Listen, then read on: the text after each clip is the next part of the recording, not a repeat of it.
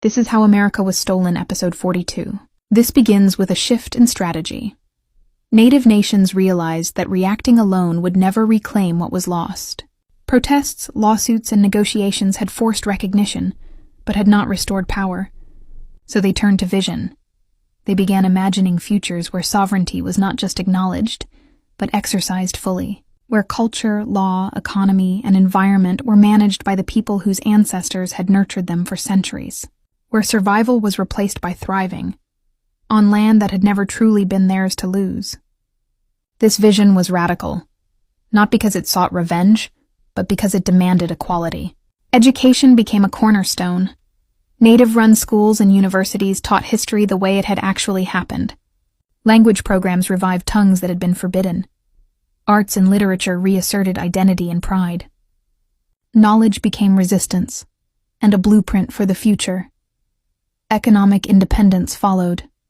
Tribes invested in renewable energy, sustainable agriculture, tourism, and enterprises rooted in culture.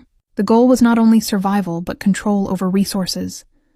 Ownership reclaimed the meaning that had been stolen. Episode 42 shows how vision also became political. Native leaders entered offices at local, state, and federal levels. They shaped legislation, advocated for treaty enforcement, and built alliances with sympathetic non-native advocates. Strategy replaced reaction. Foresight replaced improvisation. But the path was far from smooth. Resistance remained. Corporations and government agencies continued to push back. Legal loopholes were exploited. Media narratives misrepresented native intentions. Every step forward had a counterpush, yet vision offered something that power could not fully suppress: agency. By defining what life could look like beyond theft, Native nations created a future that could not be erased.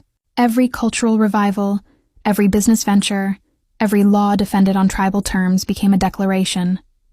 We are here.